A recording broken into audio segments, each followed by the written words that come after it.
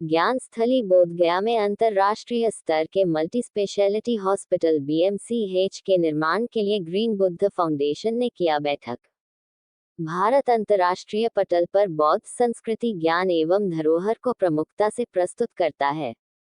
वास्तव में भारत बौद्ध धर्म के क्षेत्र में अत्यंत ही समृद्ध है। यह क्षेत्र अंतर्राष्ट्रीय पर्यटकों एवं तीर्थ यात्रियों को काफी आकर्षित करता है। अंतर्राष्ट्रीय पर्यटक स्थल बोधगया में ज्यादा से ज्यादा विदेशी तीर्थयात्री कैसे आए, इसके लिए बोधगया एवं उसके आसपास के धरोहरों को विकसित किया जाना अत्यंत जरूरी है। ज्ञात हो कि वर्तमान में बोधगया में 100 से अधिक देसी विदेशी बौद्ध विहार एवं संस्थाएं हैं। संभव है कि आने वाले 2 दशकों में बोधगया सिटी ऑफ बुद्धा बन जाए। ऐसी स्थिति में उसी के अनुरूप इंटरनेशनल स्टैंडर्ड के टूरिस्ट फैसिलिटी का विकास किया जाना चाहिए। भारत सरकार के पर्यटक एवं सांस्कृतिक मंत्रालय स्वदेश दर्शन योजना के अंतर्गत बौद्ध स्थलों के विकास के लिए करोड़ों रुपया विभिन्न योजनाओं पर खर्च कर रही है। सरकार के द्वारा वर्ष 24-25 के बजट में बोधगया महाबोधि कॉरिडोर की घोषणा से बोधगया वासी अत्यंत उत्साहित है। उक्त बजट में बोधगया में मेडिकल कॉलेज एंड हॉस्पिटल का भी प्रस्ताव लिए जाना चाहिए। इससे बोधगया में आध्यात्मिक से उपचार की ओर अंतर्गत भगवान बुद्ध के उपदेशों का अनुकरण करते हुए बोधगया में अंतर्राष्ट्रीय स्तर का मेडिकल कॉलेज एंड हॉस्पिटल, जिसका नामकरण भगवान बुद्ध पर किया जाना उपयुक्त होगा, जैसे Buddhist medical college and hospital BMCH कर हम पूरे विश्व के बौद्ध जगत के लोगों की ध्यान एवं भावनाओं को बोधगया से जोड़ सकते हैं। मेडिकल टूरिज्म की बहुत बड़ी संभावनाएं बोधगया में नजर आ रही है, कारण बौद्धों के लिए बोधगया मक्का के बराबर स्थान रखता है। हर एक बौद्ध अपने जीवन काल में एक बार बोधगया आना चाहता है। इसके बनने से नॉर्थ ईस्ट के राज्य, खासकर आसाम, सिक्किम, मेघालय, त्रिपुरा, नागालैंड, मणिपुर, मिजोरम के साथ भूटान और नेपाल जैसे बौद्ध बहुल क्षेत्र के लोग बोधगया आकर इलाज कराना अपने आप का सौभाग्य समझेंगे। जाहिर तौर पर इन क्षेत्र के लोगों का बोधगया से विशेष लगाव है। वैसे स्थिति में बोधगया को अंतर्राष्ट्रीय स्तर का एक मेडिकल हब बनाने की जरूरत है।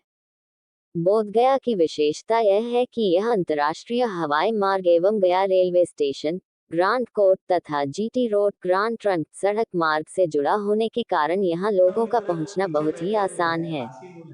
खासकर बौद्ध देशों से अंतर्राष्ट्रीय स्तर पर जब यहाँ लोग अपने इलाज के लिए आएंगे तो निश्चित तौर पर सरकार को, देश को, आम जनता को इसका लाभ मिलेगा। सम्मेलन का संचालन डॉक्टर कैलाश प्रसाद के द्वारा किया गया। सम्मेलन के अध्यक्ष महाबोधि सोसाइटी ऑफ इंडिया के महासचिव भंते P सिवली थेरो ने की। ग्रीन बुद्धा फाउंडेशन के अध्यक्ष सुरेश सिंह के द्वारा प्रतिवेदन पढ़कर लोगों के बीच रखा। उसके बाद कई भंते एवं बौद्ध भिक्खु ने अपने विचार व्यक्त किया, जिसमें भंते हर्ष बोधि, भिक्खु अशोक वंश, रूट इंस्टीट्यूट के डायरेक्टर, तिब्बत मंदिर के इंचार्ज आमजे लामा, होटल एसोसिएशन बोधगया के सुदामा कुमार, बिहार गाइड एसोसिएशन के अध्यक्ष राकेश कुमार उर्फ पप्पू, नागरिक विकास मंच के हसीमुल हक एवं सैकड़ों की संख्या में आए हुए लामाओं ने अपने विचार रखे। सभा की समाप्ति महाबोधि सोसाइटी ऑफ इंडिया के कोषाध्यक्ष किरण लामा के द्वारा की गई। रमेश कुमार की रिपोर्ट। तारांकन मो 9939510801 तारांकन। मित्र पीछे बैठे हुए हैं, हासिमुल है। मैं उनके साथ माननीय मुख्यमंत्री जी के सचिवालय में बैठा था और मास्टर प्लान पे एक बहस छिड़ी थी। मैं वहां पे मुख्यमंत्री जी को कहा कि सर, आप जो मास्टर प्लान देख रहे हैं उसमें गोल पोस्ट दिया गया है, बोध गया या गया होगा, जितनी जमीन आप गोल पोस्ट के लिए ले रहे हैं, अगर वो जमीन एक प्लान बना करके हमारे जैसे लड़कियों को दे दिया जाए मास्टर प्लान में, वो hospital, Buddhist medical college and hospital का, तो उन्होंने कहा कि इतना पैसा कहां से आएगा। मैं बोला, मेरे जैसा गरीब लड़का भी पूरे बुद्धिस्ट कंट्री घूम करके 400-500 करोड़ रुपया तो आपको ला के दे देगा। तो आप समझ सकते हैं मेरे मन की भावनाओं को। मैं बहुत दिनों से इस पे लगा था, आप पेपर में भी देख रहे होंगे, मैं जहां भी गया, जिस मंच पे गया, क्योंकि मैं ट्रेवल ट्रेड से जुड़ा हुआ हूँ, विदेशों में जाता हूँ, मैंने हर जगह इस बात को रखा कि बोध गया में ही, बोध गया को टूरिज्म, ये मेडिकल टूरिज्म के रूप में डेवलप करना ज्यादा बेटर होगा, ताकि यहाँ जो एक क्राइसिस है हमारे बीच, जिसको कहते हैं कि ऑफ सीजन और सीजन, तो वो क्राइसिस हमारे पास खत्म हो जाएगी। बात हमारे माननीय प्रधानमंत्री जी नरेंद्र मोदी जी, और ये पाली जो भाषा है, पाली भाषा एक शास्त्रीय, एक क्लासिकल लैंग्वेज के रूप में डिक्लेयर किया गया है। बहुत बड़ा कार्यक्रम किया है नई दिल्ली में, और हम सभी उसमें शामिल भी हुए, बहुत सारे लोग। और ये एक विश्व जो बुद्ध की जो भाषा है, अभी कई देशों में पढ़ाया जाता है। आपको भी पता होगी, स्कूलों में तो कम है, लेकिन कॉलेज में और यूनिवर्सिटीज में पाली एक फैकल्टी है, एक बौद्ध धर्म स्टडी फैकल्टीज है, लगभग बहुत सारे जो यूनिवर्सिटीज में, और थाईलैंड में, श्रीलंका में, बर्मा, कंबोडिया, लाओस, ये हर देशों में ये पाली पढ़ाया जाता है बहुत बचपन में। इसलिए ये भारत की मूल रूप एक भाषा है, पाली भाषा, इसको मागधी भाषा कहते हैं। इसलिए मगध से ही शुरू है, इसका विशेषता है मगध धरती से, तो इसलिए ये अभी 1 महीना के अंदर ये डिक्लेयर हुआ है। इसीलिए हम लोग धन्यवाद भी देना चाहते हैं सरकार को, जो ये बहुत महत्वपूर्ण कदम उठाया है।